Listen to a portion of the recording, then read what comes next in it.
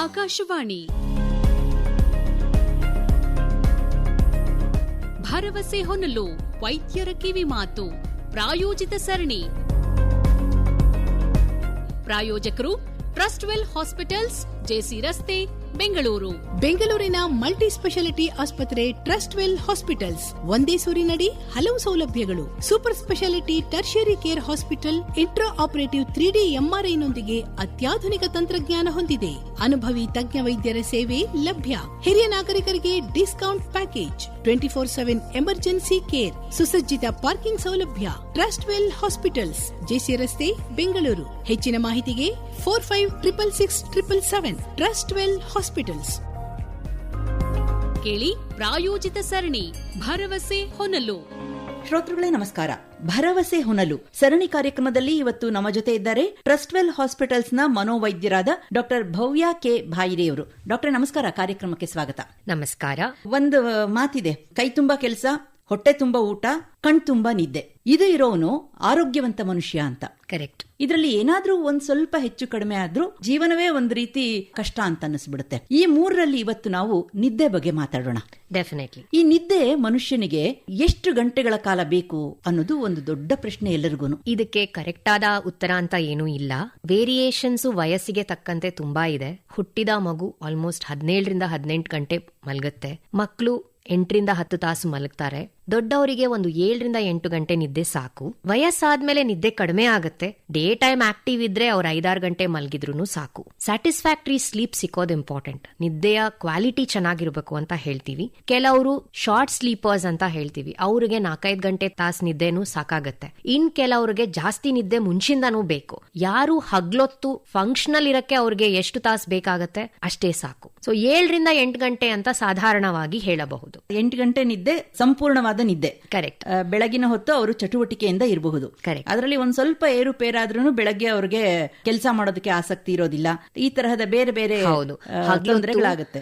ಸುಸ್ತು ಅನ್ಸೋದು, day time ಯಾರ್ನಿಂಗು, ಆಕಳಿಸ್ತಾ ಇರೋದು, ಸ್ಲೀಪಿ ಫೀಲಿಂಗ್ ಅಲ್ಲೇ ಇರೋದು, ಯಾವ ಕೆಲ್ಸದ ಮೇಲೂ ಏಕಾಗ್ರತೆ ಇಲ್ಲ, ಏನ್ ಓದಿದ್ರು ಜ್ಞಾಪಕ ಉಳಿತಾ ಇಲ್ಲ, ಮೆಮರಿ ಡೆಫಿಸಿಟ್ಸ್, ಸೋಷಿಯಲ್ ರಿಲೇಶನ್ಶಿಪ್ಸ್ ಅಲ್ಲೂ ತೊಂದರೆ ಆಗುತ್ತೆ. ಜನರ ಜೊತೆಗೆ ಬೆರೆಯೋದು, ಹಾಬೀಸ್ ಅನ್ನ ಕ್ಯಾರಿ ಔಟ್ ಮಾಡಕ್ಕೆ, ಕೆಲಸವನ್ನ ಕ್ಯಾರಿ ಔಟ್ ಮಾಡಕ್ಕೆ ಕಷ್ಟ ಆಗುತ್ತೆ. ಡ್ರೈವ್ ಮಾಡುವಾಗ ಅಪಘಾತಗಳು, ನಿದ್ದೆ ಚೆನ್ನಾಗ್ ಆಗದೆ ಇರೋದ್ರಿಂದ ಆಕ್ಸಿಡೆಂಟ್ಸ್ ಗಳು ಜಾಸ್ತಿ ಆಗುತ್ತೆ. ಯಾಕಂದ್ರೆ ಬಾಡಿಯಲ್ಲಿ ಇರುವಂತ ರಿಫ್ಲೆಕ್ಸಸ್ ಸ್ಲೋ ಆಗುತ್ತೆ. ಟೈಮಿಗೆ ತಕ್ಕಂತ ನಿರ್ಧಾರಗಳು ತಗೊಳ್ಳೋದು ಸ್ಲೋ ಆಗುತ್ತೆ. ಸೊ ಇದು ಕಂಡು ಬರುತ್ತದೆ. ಈ ನಿದ್ದೆ ಅಂತ ಅನ್ನೋದು ಮನುಷ್ಯನ ದೇಹಕ್ಕೆ ಮತ್ತು ಮನಸ್ಸಿಗೆ ಎರಡಕ್ಕೂ ವಿಶ್ರಾಂತಿಯನ್ನು ಕೊಡುವಂತಹ ಸಮಯ ಅಲ್ವೇ? ಕರೆಕ್ಟ್. ಇದರಲ್ಲಿ ಏನಾದ್ರೂ ಸ್ವಲ್ಪ ಹೆಚ್ಚು ಕಡಿಮೆ ಆದ್ರೆ ದೇಹದ ಆರೋಗ್ಯನೂ ಕೆಡುತ್ತೆ, ಮನಸ್ಸಿನ ಆರೋಗ್ಯನೂ ಕೆಡುತ್ತೆ. ಹೌದು.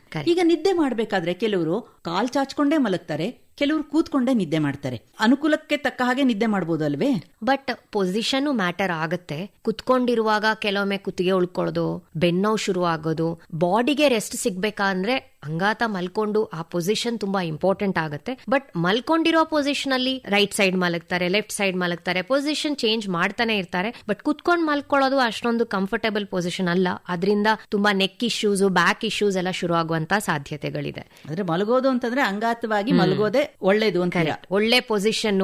ಇನ್ಫ್ಯಾಕ್ಟ್ ಬೆಡ್ ಯಾವ ತರ ಇರ್ಬೇಕು, ಪಿಲ್ಲೋ ಯಾವ ತರ ಇರ್ಬೇಕು. ಕೆಲವರಿಗೆ ತುಂಬಾ ಹೈಟ್ ಇರೋ ಪಿಲ್ಲೋ ಇಟ್ಕೊಂಡು ಕುತ್ತಿಗೆ ಇಟ್ಕೊಂಡ್ರೆ ನಿದ್ದೆ ಸರಿಯಾಗಿ ಬರಲ್ಲ. ಇನ್ ಕೆಲವರಿಗೆ ಪಿಲ್ಲೋ ಇಲ್ದೇನೆ ಮಲ್ಗಿ ಅಭ್ಯಾಸ ಇರುತ್ತೆ. ಸೊ ಇದೆಲ್ಲ ತುಂಬಾ ಇಂಪಾರ್ಟೆಂಟ್ ಆಗುತ್ತೆ. ಇಷ್ಟೆಲ್ಲಾ ಅನುಕೂಲಗಳಿದ್ರೂ ಕೂಡ ನನಗೆ ನಿದ್ದೆ ಬರ್ತಾ ಇಲ್ಲ, ಏನ್ ಮಾಡಿದ್ರು ನಿದ್ದೆ ಬರೋದಿಲ್ಲ, ಕಣ್ ಗಟ್ಟಿಯಾಗಿ ಮುಚ್ಕೊಂಡ್ರು ನಿದ್ದೆ ಬರೋದಿಲ್ಲ. ಈ ನಿದ್ರಾಹೀನತೆಯನ್ನ ನಾನು ಬಹಳ ದಿನಗಳಿಂದ ಅನುಭವಿಸ್ತಾ ಇದ್ದೇನೆ. ಏನೇನ್ ಕಾರಣಗಳು ಹೇಳ್ತೀರಾ ನೀವು ವೈದ್ಯರಾಗಿ? ಇದಕ್ಕೆ ಹಲವಾರು ಕಾರಣಗಳಿದೆ. ಜೆನೆಟಿಕಲಿನೂ ಕೆಲವರಿಗೆ ಫ್ಯಾಮಿಲಿಯಲ್ಲೇ ನಮ್ಮ ಮನೇಲಿ ಯಾರಿಗೂ ಚೆನ್ನಾಗಿ ನಿದ್ದೆ ಬರಲ್ಲ ಅಂತ ಹೇಳುವಂತದ್ದು ಇದೆ. ಸೊ ಇದಕ್ಕೆ ಫ್ಯಾಮಿಲಿ ಹಿಸ್ಟ್ರಿನೂ ಇದೆ. ಇನ್ ಕೆಲವು ಮೆಡಿಕಲ್ ಕಂಡೀಷನ್ಸ್, ಅಲ್ಲಿ ನೋವು, ಇಲ್ಲಿ ನೋವು, ಬೆನ್ನು ನೋವು, ಕಾಲು ಹರಿಯತ್ತೆ, ಕಾಲ್ ಜುಮ್ ಆಗತ್ತೆ ಅಂತ ಕೆಲವ್ರು ಹೇಳ್ತಾರೆ. ಅದರಿಂದ ನಿದ್ದೆ ಬರಲ್ಲ. ಇನ್ ಕೆಲವರಿಗೆ ಮಾನಸಿಕ ರೋಗಗಳು, ಟೆನ್ಷನ್, ವರ್ಕ್ ಪ್ರೆಷರ್, ನನ್ ಕೆಲಸ ಆಗಿಲ್ಲ ಯೋಚನೆ ಮಾಡೋದು, ಆಂಗ್ಸೈಟಿ ರಿಯಾಕ್ಷನ್ಸ್, ಖಿನ್ನತೆ, ನನಗೆ ತುಂಬಾ ಬೇಜಾರಾಗ್ತಾ ಇದೆ, ನನ್ನ ಲೈಫಲ್ಲಿ ಏನು ಸರಿ ಆಗ್ತಾ ಇಲ್ಲ ಅಂತ ರಾತ್ರಿ ಇಡೀ ಚಿಂತೆ ಮಾಡೋದು. ಇನ್ ಕೆಲವ್ರಿಗೆ ಆತಂಕ ಕೂಡ ನಿದ್ರಾಹೀನತೆಗೆ ಕಾರಣ. ಹೌದು. ಇನ್ನು ಮಾದಕ ವಸ್ತುಗಳ ಸೇವನೆ, ಟೊಬ್ಯಾಕೋ, ಆಲ್ಕೋಹಾಲ್, ಇದೆಲ್ಲದ್ರಿಂದನೂ ನಿದ್ದೆ ಹಾಳಾಗತ್ತೆ. ಇನ್ನು ಸ್ಟ್ರೆಸ್, ಲೈಫ್ ಅಲ್ಲಿ ಇರುವಂತಹ ಹಲವಾರು ಸ್ಟ್ರೆಸ್ಗಳು, ಲೈಫ್ ಸರ್ಕಮ್ಸ್ಟೆನ್ಸಸ್ ಅಂತ ಏನ್ ಹೇಳ್ತೀವಿ, ಇದರಿಂದನೂ ನಿದ್ದೆ ತೊಂದರೆಗಳು ಬರುತ್ತೆ. ಶಿಸ್ತಿಲ್ದಿದ್ರೆ, ಡೈಲಿ ಸೇಮ್ ಟೈಮಿಗೆ ಮಲಗುವಂತದ್ದು ಅಭ್ಯಾಸ ಇಲ್ದಿದ್ರೆ, ಯಾವ್ದೋ ಟೈಮಿಗೆ ಮಲ್ಗೋದು, ಯಾವ್ದೋ ಟೈಮಿಗೆ ಹೇಳೋದು, ರಾತ್ರಿ ನಿದ್ದೆ ಬಂದಿಲ್ಲ ಅಂತ ಹಗ್ಲೆಲ್ಲ ಮಲ್ಗೋದು, ಈ ತರ ಹ್ಯಾಬಿಟ್ಸ್ ಚೆನ್ನಾಗಿಲ್ದಿದ್ರೆ, ಒಂದು ರೂಟೀನ್ ಇಲ್ದಿದ್ರೆ, ಡಿಸಿಪ್ಲಿನ್ ಇಲ್ದಿದ್ರು ನಿದ್ದೆ ಚೆನ್ನಾಗ್ ಬರಲ್ಲ. ಇನ್ನು ಕೆಲವ್ರಿಗೆ ಮನೆ ಚೇಂಜ್ ಮಾಡಿದ್ವಿ, ನನ್ಗೆ ಈ ಮನೇಲಿ ಏನೋ ಸೆಟ್ ಆಗ್ತಿಲ್ಲ, ಹೊಸ ಜಾಗ ಆದ್ರೆ ನಿದ್ದೆ ಬರಲ್ಲ. ಒಂದ್ ದೇಶದಿಂದ ಇನ್ನೊಂದ್ ದೇಶಕ್ಕೆ ಟ್ರಾವೆಲ್ ಮಾಡಿದಾಗ ಜೆಟ್ ಲ್ಯಾಗ್ ಅಂತ ಏನ್ ಹೇಳ್ತೀವಿ, ಎಸ್ಪೆಷಲಿ ತುಂಬಾ ಅವರ್ಸ್ ಟೈಮ್ ಡಿಫರೆನ್ಸ್ ಇದ್ರೆ ಒಂದ್ ಕಂಟ್ರಿನ ಇನ್ನೊಂದ್ ಕಂಟ್ರಿಗೆ. ಇನ್ ಕೆಲವರಿಗೆ ಈಗ ಇನ್ನೊಂದು ಹೊಸ ಸಮಸ್ಯೆ ಶುರು ಆಗಿದೆ. ಇರ್ತಾರೆ ಇಂಡಿಯಾದಲ್ಲಿ, ವರ್ಕ್ ಮಾಡ್ತಾರೆ ಅಮೆರಿಕಕ್ಕೆ, ಶಿಫ್ಟ್ ವರ್ಕರ್ಸ್ ಅಂತ ಏನ್ ಹೇಳ್ತೀವಿ. ಅದು ಒಂದೇ ಟೈಮ್ಗೆ ಇಡೀ ತಿಂಗಳು ಕೆಲಸ ಮಾಡಕ್ಕಿದ್ರೆ ಪರವಾಗಿಲ್ಲ, ಒಂದ್ ವಾರ ಒಂದ್ ಟೈಮು, ಇನ್ನೊಂದ್ ವಾರ ನೈಟ್ ಮಾಡ್ಬೇಕು, ಡೇ ಮಲಗ್ತಾರೆ. ಸೊ ಈ ತರ ಶಿಫ್ಟ್ ವರ್ಕರ್ಸ್ ಅಂತ ಏನ್ ಕರಿತೀವಿ, ಅವ್ರಿಗೆ ತುಂಬಾ ನಿದ್ದೆ ಸಮಸ್ಯೆಗಳಿರುತ್ತೆ. ಈ ತರ ಹಲವಾರು ಕಾರಣಗಳಿದೆ ನಿದ್ದೆ ಸಮಸ್ಯೆ. ಬಹಳ ಮುಖ್ಯವಾದ ಬಿಟ್ಬಿಟ್ರಿ ನೀವು, ಮೊಬೈಲ್ ನೋಡ್ಕೊಂಡು ಮಲ್ಕೊಳ್ಳೋದು, ಗ್ಯಾಜೆಟ್ ಎಡಿಕ್ಷನ್. ಹೌದು, ಗ್ಯಾಜೆಟ್ ಎಡಿಕ್ಷನ್. ವೈಟ್ ಸ್ಕ್ರೀನ್ ಕಣ್ಣಿಗೆ ಬಿದ್ದಾಗ ನಿದ್ದೆ ಬರ್ದೇ ಇರೋದು, ಅದರಿಂದ ತುಂಬಾ ಜನರ ನಿದ್ದೆ ಹಾಳಾಗಿದೆ. ಆಮೇಲೆ ಆ ಎಡಿಕ್ಷನ್, ಇನ್ನೊಂದ್ ನೋಡೋಣ, ಇನ್ನೊಂದ್ ವಿಡಿಯೋ ನೋಡಿ ಮಲ್ಕೊಳ್ಳೋಣ, ಇನ್ನೊಂದ್ ಸೀರಿಯಲ್ ನೋಡಿ ಮಲ್ಕೊಳ್ಳೋಣ, ಇದೆಲ್ಲ ನಾನು ಅವಾಯ್ಡ್ ಮಾಡೋದು ತುಂಬಾ ಮುಖ್ಯ. ಇಲ್ಲಾಂದ್ರೆ ನಿದ್ದೆ ಚೆನ್ನಾಗಿ ಬರಲ್ಲ. ಎಡಿಕ್ಷನ್ಸ್, ಗ್ಯಾಜೆಟ್ ಎಡಿಕ್ಷನ್ಸ್ ಒಂದ್ ದೊಡ್ಡ ಪ್ರಾಬ್ಲಮ್ ಇವಾಗ. ಇಂಟರ್ನೆಟ್ ಅಡಿಕ್ಷನ್, ಇದರಿಂದಾನು ನಿದ್ದೆ ಸಮಸ್ಯೆಗಳು ತುಂಬಾ ಆಗಿವೆ. ಮತ್ತೆ ವಯಸ್ಸಾದ್ಮೇಲೆ ನಿದ್ದೆ ಬರ್ದೇ ಇರೋದು ಅದು ಸಾಮಾನ್ಯ ಅಂತೀರಾ ನೀವು? ಹಾಗಿದ್ರೆ ಯೋಚನೆ ಮಾಡಿ, ನಿದ್ದೆ ಯಾಕೆ ಬೇಕು? ಸುಸ್ತಾಗಿದ್ರೆ, ಸ್ಟ್ರೇನ್ ಆಗಿದ್ರೆ ಬೇಕು. ವಯಸ್ಸಾದ್ಮೇಲೂ ಆಕ್ಟಿವ್ ಇದ್ದವ್ರಿಗೆ ನಿದ್ದೆ ಏನು ಪ್ರಾಬ್ಲಮ್ ಆಗಲ್ಲ. ವಯಸ್ಸಾದ್ಮೇಲೆ ಯಾರು ಅವರ ಚಟುವಟಿಕೆಗಳನ್ನ ಕಡಿಮೆ ಮಾಡ್ಕೋತಾರೆ, ಅವ್ರ ಬಾಡಿ ಮುಂಚಿನ ಸುಸ್ತಾಗಲ್ಲ. ಸೊ ಮುಂಚೆ 7-8 ಗಂಟೆ ಬರ್ತಿದ್ರು, ಈಗ 4-5 ಗಂಟೆ ಬರ್ಬೋದು. ಬಟ್ ಅವ್ರಿಗೆ ಬೆಳಗ್ಗೆ ಎದ್ದು ಅವ್ರ ಆಕ್ಟಿವ್ ಇರೋದಾದ್ರೆ ಅದೇನ್ ತೊಂದ್ರೆ ಇಲ್ಲ. ಸೊ ಯಾರು ಸ್ವಲ್ಪ ವಯಸ್ಸಾದ್ಮೇಲೆ ಅವರ ಆಕ್ಟಿವಿಟೀಸ್ ಅನ್ನ ಕಡಿಮೆ ಮಾಡ್ಕೊಂತಾರೆ, ಮನೆಯಲ್ಲೇ ಕುತ್ಕೊಂಡಿರ್ತಾರೆ, ಜಾಸ್ತಿ ಓಡಾಡಲ್ಲ, ಅಷ್ಟೊಂದು ಫಿಸಿಕಲಿ ಆಕ್ಟಿವ್ ಇಲ್ಲ, ಅವ್ರಿಗೆ ನಿದ್ದೆ ಅವಶ್ಯಕತೆನೆ ಕಡಿಮೆ ಆಗಿರುತ್ತೆ. ನಾವು ಹೆಂಗ್ ಅಸೆಸ್ ಮಾಡ್ತೀವಿ ಅಂದ್ರೆ, ನಿಮ್ ಬೆಳಗ್ಗೆ ಎದ್ಮೇಲೆ ನಿದ್ದೆ ಬರುತ್ತಾ, ಬೆಳಗ್ಗೆ ಎದ್ಮೇಲೆ ಆಕ್ಟಿವ್ ಇದೀರಾ ಇಲ್ವಾ, ಅದಿತ್ತು ಅಂದ್ರೆ ಅವ್ರಿಗೆ ಅಷ್ಟೇ ನಿದ್ದೆ ಸಾಕು, ಅದಕ್ಕೇನು ಕೊಡೋದು ಬೇಡ. ಈಗ ನಿದ್ದೆ ಅಂತಂದ್ರೆ ಅದರಲ್ಲೂ ಬೇರೆ ಬೇರೆ ಹಂತಗಳಿದೆ. ಕಣ್ಣು ಮುಚ್ಕೊಂಡ ತಕ್ಷಣ ನಿದ್ದೆ ಬಂದ್ಬಿಟ್ರೆ ಬರೋದಿಲ್ಲ. ಇದೊಂದು ಇಂಪಾರ್ಟೆಂಟ್ ಟಾಪಿಕ್. ಈಗ ನಾವು ನಿದ್ದೆ ಸಮಸ್ಯೆಗಳ ಬಗ್ಗೆ ಮಾತಾಡುವಾಗ್ಲೂನು ಅದು ಒಂದೇ ತರ ಪ್ರಾಬ್ಲಮ್ ಅಂತಲ್ಲ. ಕೆಲವ್ರಿಗೆ 7-8 ತಾಸು ನಿದ್ದೆ ಬಂದಿರತ್ತೆ, ಬಟ್ ಬೆಳಗ್ಗೆ ಏಳುವಾಗ ಒಂದ್ ಫ್ರೆಶ್ ಫೀಲಿಂಗ್ ಇಲ್ಲ ಅಂತ ಹೇಳ್ತಾರೆ. ಇನ್ ಕೆಲವ್ರಿಗೆ ಮಲ್ಗದ್ ಕೂಡ್ಲೆ ನಿದ್ದೆ ಬರಲ್ಲ, 4-5 ಗಂಟೆ ಹಿಡಿಯತ್ತೆ, 9 ಗಂಟೆಯಿಂದ 1 ಗಂಟೆ 2 ಗಂಟೆ ತನಕನೂ ಕಾಯ್ತೀನಿ ಅಂತ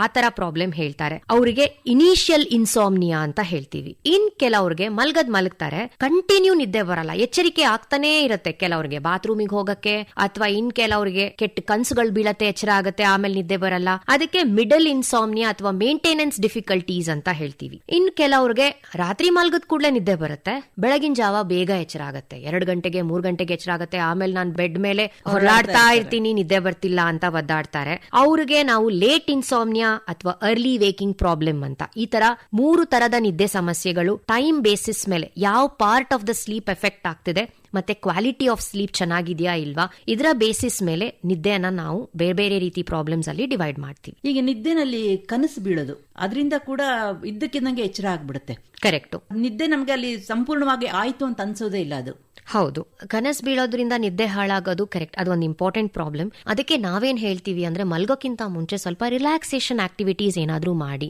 ಬ್ರೀದಿಂಗ್ ಎಕ್ಸರ್ಸೈಸಸ್ ಆಗ್ಲಿ, ಅಥವಾ ಒಳ್ಳೆ ವಿಷಯನ ನೋಡಿ, ಒಳ್ಳೆ ಥಿಂಗ್ಸ್ ಅನ್ನ ನೋಡಿ ಮಲ್ಕೊಳ್ಳಿ. ತುಂಬಾ ಭಯಾನಕ ಸೀನರಿ ಏನಾದ್ರೂ ನೋಡಿ, ಆತರ ಸೀರಿಯಲ್ಸ್ ಅನ್ನ ನೋಡಿ ಮಲ್ಕೊಂಡ್ರೆ ನಿದ್ದೆ ಡಿಸ್ಟರ್ಬ್ ಆಗುತ್ತೆ ಅಂತ, ಒಳ್ಳೆ ವಿಷಯ ನೋಡೋದ್ರಿಂದ ಬೆಟರ್ ಅಂತ ಸಜೆಷನ್ ಕೊಡ್ತೀವಿ. ಇನ್ನು ಗೊರಕೆ ಕೂಡ ನಿದ್ದೆ ಹಾಳು ಮಾಡೋದಕ್ಕೆ ಅದು ಒಂದು ಕಾರಣ ಅಂತ ಕೇಳಿದ್ದೇವೆ. ಕರೆಕ್ಟ್. ಆಕ್ಚುಲಿ ಗೊರಕೆ ಅಂತ ಹೇಳುವಂತದ್ರಲ್ಲಿ OSA, ಒಬ್ಸ್ಟ್ರಕ್ಟಿವ್ ಸ್ಲೀಪ್ ಏಪ್ನಿಯಾ ಅಂತ ಒಂದು ಪ್ರಾಬ್ಲಮ್ ಬರುತ್ತೆ. ಯೂಶುವಲಿ ತುಂಬಾನೇ ದಪ್ಪ ಇದ್ರೆ ಮಲಗುವಾಗ ನಾಲಿಗೆ ಹಿಂದೆ ಬಿದ್ದು ಉಸಿರಾಟದ ಚಾನೆಲ್ ಅನ್ನೇ ಒಂದ್ ರೀತಿ ಬ್ಲಾಕ್ ಮಾಡಿ ಆ ಗೊರಿಕೆ ಸೌಂಡ್ ಬರುವಂತದ್ದು. ಇದನ್ನ ನಾವು ಯೂಶುವಲಿ ENT ತಜ್ಞರ ಹತ್ರ ಅಥವಾ ಪಲ್ಮನಾಲಜಿಸ್ಟ್ ಹತ್ರ ಕಳಿಸ್ತೀವಿ. ಅದಕ್ಕೆ ಬೇರೆ ರೀತಿಯಾದ ಟೆಸ್ಟ್ಗಳೇ ಇದೆ.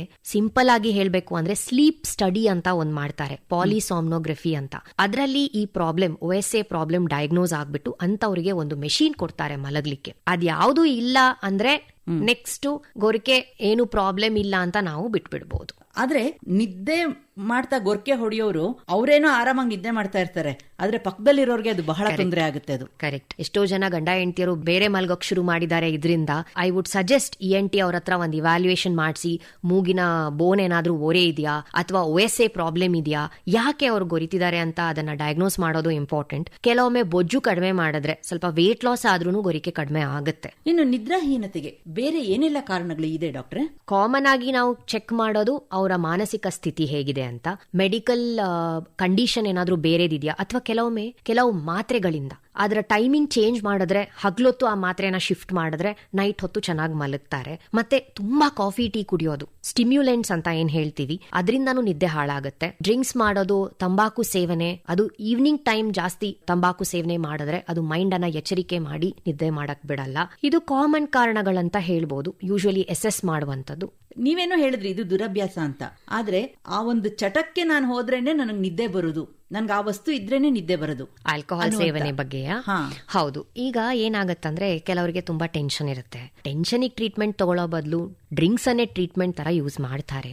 ಬಿಗಿನಿಂಗ್ ಅಲ್ಲಿ ಆ ನಶೆ ಏರಿ ಅವರಿಗೆ ನಿದ್ದೆ ಬರಕ್ ಶುರು ಆಗುತ್ತೆ. ಬಟ್ ಸ್ಲೀಪ್ ಆರ್ಕಿಟೆಕ್ಚರ್ ಅಂತ ಏನಿದೆ, ಸ್ಲೀಪ್ ಕೆಮಿಕಲ್ಸ್ ಏನಿದೆ, ಡ್ರಿಂಕ್ಸ್ ಮಾಡೋದ್ರಿಂದ ನಿದ್ದೆ ಹಾಳು ಮಾಡುತ್ತೆ. ಸ್ವಲ್ಪ ಸಮಯ ಆದ್ಮೇಲೆ ಅವರಿಗೆ ಅದನ್ನು ತಗೊಳ್ಳಿಲ್ಲ ಅಂದ್ರೆ ನಿದ್ದೆ ಬರಲ್ಲ, ಆತಂಕ ಕಾಯಿಲೆ, ಡ್ರಿಂಕ್ಸ್ ಇಂದ ಕಂಪ್ಲೀಟ್ ನಿದ್ದೆ ಹಾಳಾಗ್ಬಿಟ್ಟು ರೆಗ್ಯುಲರ್ ಡ್ರಿಂಕ್ ಮಾಡೋರ್ಗೆ ಇದೇ ಸಮಸ್ಯೆ ಶುರು ಆಗುತ್ತೆ. ಡ್ರಿಂಕ್ಸ್ ಇಂದ ಬಿಗಿನಿಂಗ್ ಅಲ್ಲಿ ಸ್ವಲ್ಪ ನಶೆಯಿಂದ ನಿದ್ದೆ ಬರಬಹುದು, ಬಟ್ ಲಾಂಗ್ ಟರ್ಮ್ ಅಲ್ಲಿ ನಿದ್ದೆಯನ್ನ ಕೆಡಿಸುತ್ತೆ. ಡ್ರಿಂಕ್ಸ್ ಮಾಡೋದ್ರಿಂದ ನಿದ್ದೆ ಸಮಸ್ಯೆ ಸರಿ ಹೋಗಲ್ಲ. ಸೊ ನಿದ್ದೆ ಬರ್ತಾ ಇಲ್ಲ ಅಥವಾ ಟೆನ್ಷನ್ ಆಗ್ತಿದೆ ಅಂತ ಡ್ರಿಂಕ್ಸ್ ತಗೊಳ್ಳೋ ಬದಲು ಮನೋವೈದ್ಯರನ್ನ ಭೇಟಿ ಆದ್ರೆ ಇದಕ್ಕಿಂತ ಬೆಟರ್ ಟ್ರೀಟ್ಮೆಂಟ್ ಕೊಡಕ್ಕೆ ಆಗುತ್ತೆ. ಬಾಡಿಗೂ ಲೆಸ್ ಹಾನಿಕಾರಕವಾಗಿರುವಂತಹ ಟ್ರೀಟ್ಮೆಂಟ್ ಪ್ಲಸ್ ಸೇಫ್ ಆಗಿರುವಂತಹ ಮೆಡಿಸಿನ್ಸ್ ಇವಾಗ ಅವೈಲೇಬಲ್ ಇದೆ. ಅದರಿಂದ ಟ್ರೀಟ್ಮೆಂಟ್ ತಗೊಳ್ಳೋದು ವಾಸಿ, ಸೆಲ್ಫ್ ಟ್ರೀಟ್ಮೆಂಟ್ ಡ್ರಿಂಕ್ಸ್ ಜೊತೆಗೆ ಮಾಡೋದು ಸರಿ ಹೋಗಲ್ಲ. ಇನ್ನು ನಿದ್ದೆ ಮಾಡಿದಾಗ ನಮ್ಮ ದೇಹ ಏನೋ ಸಂಪೂರ್ಣವಾಗಿ ವಿಶ್ರಾಂತಿಯಲ್ಲಿರುತ್ತೆ, ಆದ್ರೆ ಈ ಮನಸ್ಸು ಇದೆ ನೋಡಿ, ಅದಕ್ಕೆ ವಿಶ್ರಾಂತಿ ಸಿಗೋದೇ ಇಲ್ಲ. ಅದು ಈ ಪೇಷಂಟ್ಸ್ ಗಳಲ್ಲೇ ನಾವು ಅವ್ರಿಗೆ ಏನ್ ಟೆನ್ಷನ್ ಇದೆ, ಅವ್ರಿಗೆ ಏನ್ ಸ್ಟ್ರೆಸ್ ಇದೆ, ಖಿನ್ನತೆಯಿಂದ ಬಳಲ್ತಾ ಇದಾರಾ, ಇದನ್ನ ಚೆಕ್ ಮಾಡೋದು ಅಂತ ಪೇಷಂಟ್ಸ್ ಅಲ್ಲೇ. ಯೂಶಲಿ ಅಂತ ಪೇಷಂಟ್ಸ್ ಗಳಲ್ಲೇ ನೀವು ಹೇಳಿರೋ ತರ ಮೈಂಡ್ ರೆಸ್ಟಿಗೆ ಹೋಗದೆ ಇರೋದು ನಡೆಯುತ್ತೆ. ಯಾರು ಖುಷಿಯಾಗಿದ್ದಾರೆ, ಯಾರು ಸಮಾಧಾನದಲ್ಲಿ ಜೀವನ ನಡೆಸ್ತಾ ಇದಾರೆ ಅಂತವರಲ್ಲಿ ಈ ಪ್ರಾಬ್ಲಮ್ಸ್ ಬರಲ್ಲ. ಅದೇನೋ ಹೇಳ್ತಾರಲ್ಲ, ಚಿಂತೆ ಇಲ್ಲದೆ ಇದ್ದವ್ರಿಗೆ ಸಂತೆಯಲ್ಲೂ ನಿದ್ದೆ ಬರುತ್ತೆ. ಕರೆಕ್ಟ್. ಈ ವಿಷಯದಲ್ಲಿ ಎರಡು ಟರ್ಮ್ಸ್ ನಾನು ಇಂಟ್ರೊಡ್ಯೂಸ್ ಮಾಡಕ್ ಇಷ್ಟಪಡ್ತೀನಿ. ಕೆಲವರು ಲೈಟ್ ಸ್ಲೀಪರ್ಸ್ ಅಂತ ಇರ್ತಾರೆ, ಅವರಿಗೆ ಸಣ್ಣ ಸದ್ದಾದ್ರೂ ಎಚ್ಚರ ಆಗುತ್ತೆ. ಅದು ಕೆಲವರು ಅವರ ವೃತ್ತಿಗೆ ತಕ್ಕಂತೆ ಅದನ್ನ ಅಭ್ಯಾಸ ಮಾಡಿಟ್ಕೊಂಡಿರ್ತಾರೆ. For example military people, security guards, ಇಂಥವ್ರಿಗೆ ರಾತ್ರಿ ಹೊತ್ತು ಒಂದ್ ರೀತಿ ಅಲರ್ಟ್ ಆಗಿರುವಂತ ರೆಸ್ಪಾನ್ಸಿಬಿಲಿಟಿ ಇರುತ್ತೆ. ಅವರು ಲೈಟ್ ಸ್ಲೀಪರ್ಸ್ ಇರ್ತಾರೆ. ಬಟ್ ಆತಂಕದಲ್ಲಿ ಇದ್ದವರು ಲೈಟ್ ಸ್ಲೀಪರ್ಸ್ ಆಗಿರ್ತಾರೆ. ಸೊ ಅವ್ರಿಗೆ ಡೀಪ್ ಸ್ಲೀಪಿಗೆ ಹೋಗೋದ್ ಬಾರಿ ಕಷ್ಟ. ಇನ್ ಕೆಲವರು ನೀವು ಹೇಳ್ದಂಗೆ ಏನೇ ಸೌಂಡ್ ಇರ್ಲಿ, ಟ್ರಾಫಿಕ್ ಮಧ್ಯದಲ್ಲೂ ಮಲಗ್ಲಿ ಅಥವಾ ಯಾವ್ದೇ ಸಂತೆಲ್ ಮಲಗ್ಲಿ, ಅವ್ರಿಗೆ ತುಂಬಾ ಡೀಪ್ ಆಗಿ ನಿದ್ದೆ ಬರುತ್ತೆ. ಅವರನ್ನ ನಾವು ಹೆವಿ ಸ್ಲೀಪರ್ಸ್ ಅಂತ ಹೇಳ್ತೀವಿ. ಸೊ ಈ ತರ ಲೈಟ್ ಸ್ಲೀಪರ್ಸ್ ಮತ್ತೆ ಹೆವಿ ಸ್ಲೀಪರ್ಸ್ ಅಂತ ನಾವು ಅವರನ್ನ ಡಿವೈಡ್ ಮಾಡ್ತೀವಿ. ಡಾಕ್ಟರ್, ಕೆಲವರಿಗೆ ವರ್ಷಾನುಗಟ್ಲೆ ನಿದ್ದೆ ಬರೋದೇ ಇಲ್ಲ, ಅದ್ರ ಜೊತೆನೆ ಬದುಕ್ತಾ ಇರ್ತಾರೆ. ಇದರಿಂದ ಏನಾದ್ರೂ ಅಡ್ಡ ಪರಿಣಾಮಗಳು ಆಗುತ್ತಾ ಅವರ ಆರೋಗ್ಯದ ಮೇಲೆ?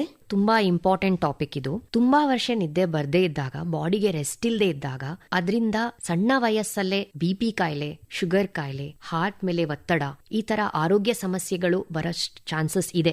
ಅದೇ ಒಂದ್ ಸ್ಟ್ರೆಸ್ ಆಗ್ಬಿಡುತ್ತೆ. ಆಮೇಲೆ ಅವ್ರಿಗೊಂದ್ ಚಿಂತೆ, ಎಲ್ಲರೂ ನೆಮ್ಮದಿಯಲ್ಲಿ ಮಲಗ್ತಾರೆ, ನನಗಾಗ್ತಿಲ್ಲ ಅಂತ ವರಿ ಮಾಡಕ್ ಶುರು ಮಾಡ್ತಾರಲ್ಲ, ಅದರಿಂದ ಅವರು ತುಂಬಾ ಸೋತ್ ಹೋಗ್ತಾರೆ ಲೈಫ್ ಅಲ್ಲಿ. ಅದೇ ಒಂದ್ ಖಿನ್ನತೆ ಕಾರಣ ಆಗುತ್ತೆ. ಕೆಲವೊಮ್ಮೆ ನಿದ್ದೆ ಕೊಡಿ, ನಾನು ಸರಿ ಹೋಗ್ಬಿಡ್ತೀನಿ, ನಂಗೆ ಅಷ್ಟೇ ಪ್ರಾಬ್ಲಮ್ ಇರೋದು ಅಂತ ಹೇಳುವಂತವ್ರು ತುಂಬಾ ಜನ ಇದ್ದಾರೆ. ವರ್ಷಾನ್ಗಟ್ಲೆ ನಿದ್ದೆ ಬರ್ದೇ ಇರೋದು, ಬಾಡಿಗೆ ರೆಸ್ಟ್ ಅಡಿಕ್ವೇಟ್ ಸಿಗದೆ ಇರುವಾಗ ಅದೇ ಒಂದ್ ರೀತಿ ಸ್ಟ್ರೆಸ್ ಹಾರ್ಮೋನ್ ಅನ್ನ ಬಾಡಿಯಲ್ಲಿ ಜಾಸ್ತಿ ಮಾಡ್ಬಿಟ್ಟು ಬೇರೆ ಬೇರೆ ರೀತಿಯಾದ ಕಾಯಿಲೆಗಳು ಬರೋ ಚಾನ್ಸಸ್ ಇದೆ. ಸೊ ಇದು ಲಾಂಗ್ ಟರ್ಮ್ ರನ್ ಅಲ್ಲಿ ಒಳ್ಳೇದಲ್ಲ. ಆದಷ್ಟು ಬೇಗ ನಿದ್ದೆ ಚೆನ್ನಾಗಿ ಬರುವಂಗೆ ಟ್ರೀಟ್ಮೆಂಟ್ ತಗೊಳ್ಳೋದು ಮುಖ್ಯ. ಇಷ್ಟೊಂದೆಲ್ಲ ಸಮಸ್ಯೆಗಳ ಬಗ್ಗೆ ಮಾತಾಡಿದ್ವಿ ಡಾಕ್ಟರ್ ಭವ್ಯ ಅವರೇ. ಈ ಎಲ್ಲ ಸಮಸ್ಯೆಗಳಿಗೂ ಪರಿಹಾರ ಇದೆಯಾ ಹಾಗಿದ್ರೆ? ಎಸ್. ಫಸ್ಟ್ ಕಾರಣ ಏನು ಅಂತ ಹುಡುಕುವಂತದ್ದು ಫಸ್ಟ್ ಮಾಡಬೇಕಾಗಿರುವಂತದ್ದು. ಯಾಕಂದ್ರೆ ಈಗ ನಾವು ಉದಾಹರಣೆ ಕೊಟ್ಟಂಗೆ ಬೇರೆ ಕಂಡೀಷನ್ಸ್ ಇಂದ, ಮೆಡಿಕಲ್ ಕಂಡೀಷನ್ಸ್ ಇಂದ ಆಗ್ಲಿ, ಈ ಕಾಲ್ ನೋಯ್ತಿದೆ, ಸೊಂಟ ನೋಯ್ತಿದೆ, ಅದಕ್ಕೆ ಆ ಡಾಕ್ಟರ್ಸ್ ಅನ್ನ ಭೇಟಿ ಆಗ್ಬಿಟ್ಟು ಆ ಪ್ರಾಬ್ಲಮ್ ಅನ್ನ ಸಾಲ್ವ್ ಮಾಡೋದು ಇಂಪಾರ್ಟೆಂಟ್ ಆಗುತ್ತೆ. ಇನ್ನು ಮಾನಸಿಕ ಕಾಯಿಲೆ ಇದೆಯಾ, ಆತಂಕ ಕಾಯಿಲೆ ಇದೆಯಾ, ಆವಾಗ ನಿದ್ರಾಹೀನತೆಗೆ ಏನು ಕಾರಣ ಅಂತ ಕಂಡು ಹಿಡಿದ್ರೆ ಅದಕ್ಕೆ ಪರಿಹಾರ ಇದೆ ಅಂತ ಹೇಳ್ತೀರಾ? ಹೌದು. ಹಾಗಾದ್ರೆ ಇದಕ್ಕೆ ಪರಿಹಾರ ಏನು ಅನ್ನುವುದನ್ನ ನಾವು ನಮ್ಮ ಮುಂದಿನ ಸಂಚಿಕೆಯಲ್ಲಿ ಮಾತಾಡೋಣ. ಇವತ್ತು ನಿದ್ರಾಹೀನತೆಗೆ ಏನೇನು ಕಾರಣ ಅಂತ ವಿವರವಾಗಿ ಮಾತಾಡಿದೀರಾ. ಮುಂದಿನ ಸಂಚಿಕೆಗೆ ನಮ್ಮ ಕೇಳುಗರು ಕೂಡ ಕಾಯ್ತಾ ಇರ್ತಾರೆ ಅಂತ ಭಾವಿಸ್ತೇನೆ. ಮತ್ತೆ ಮುಂದಿನ ಸಂಚಿಕೆಯಲ್ಲಿ ನಿಮ್ಮ ಭೇಟಿ. ನಮಸ್ಕಾರ. Thank you. ಭರವಸೆ ಹೊನಲು ವೈದ್ಯರ ಕಿವಿ ಮಾತು ಪ್ರಾಯೋಜಿತ ಸರಣಿ ಕೇಳಿದಿರಿ. ಭಾಗವಹಿಸಿದ್ದವರು ಡಾಕ್ಟರ್ ಭವ್ಯ ಕೆ ಭಾಯಿರಿ, ಮನೋವೈದ್ಯರು, ಟ್ರಸ್ಟ್ವೆಲ್ ಹಾಸ್ಪಿಟಲ್ಸ್, ಬೆಂಗಳೂರು. ಇವರೊಂದಿಗೆ ಎಂಎಸ್ ಅನುಪಮಾ. ಪ್ರಸ್ತುತಿ ಎವಿ ವಿನೋದ್ ಕುಮಾರ್. ಈ ಕಾರ್ಯಕ್ರಮದ ಪ್ರಾಯೋಜಕರು ಟ್ರಸ್ಟ್ವೆಲ್ ಹಾಸ್ಪಿಟಲ್ಸ್, ಜೆಸಿ ರಸ್ತೆ, ಬೆಂಗಳೂರು. ನಮಸ್ಕಾರ, ನಾನು ಡಾಕ್ಟರ್ ಭವ್ಯ ಕೆ ಬೈರಿ, ಟ್ರಸ್ಟ್ವೆಲ್ ಹಾಸ್ಪಿಟಲ್ ಅಲ್ಲಿ ಮನೋವೈದ್ಯ ಆಗಿ ಕೆಲಸ ಮಾಡುತ್ತಾ ಇದ್ದೇನೆ. ನಿದ್ದೆ ಸಮಸ್ಯೆ ಎಲ್ಲರನ್ನೂ ಕಾಡ್ತಾ ಇದೆ. 3 ಜನರಲ್ಲಿ ಒಬ್ಬರಿಗೆ ಚೆನ್ನಾಗಿ ನಿದ್ದೆ ಬರಲ್ಲ, ಅಷ್ಟು ಕಾಮನ್ ಇರುವಂತ ಪ್ರಾಬ್ಲಮ್. 10% ಜನರಿಗೆ ನಿದ್ದೆ ಚೆನ್ನಾಗಿ ಬರಲ್ಲ ಅಂತ ಸ್ಟ್ಯಾಟಿಸ್ಟಿಕ್ಸ್ ಹೇಳುತ್ತೆ. ಸೊ ನೀವು ಈ ಪ್ರಾಬ್ಲಮ್ ಇಂದ ಸಫರ್ ಆಗ್ತಾ ಇದ್ರೆ ನಮ್ಮನ್ನ ಸಂಪರ್ಕಿಸಿ. 8095599998. ಮತ್ತೊಂದ್ಸಲ ಹೇಳ್ತೀನಿ, 8095599998. Thank you. ರಾಜ್ಯವ್ಯಾಪಿ ಪ್ರಸಾರವಾದ ಈ ಕಾರ್ಯಕ್ರಮ ಆಕಾಶವಾಣಿ ವಾಣಿಜ್ಯ ಪ್ರಸಾರ ಕೇಂದ್ರದ ಕೊಡುಗೆ.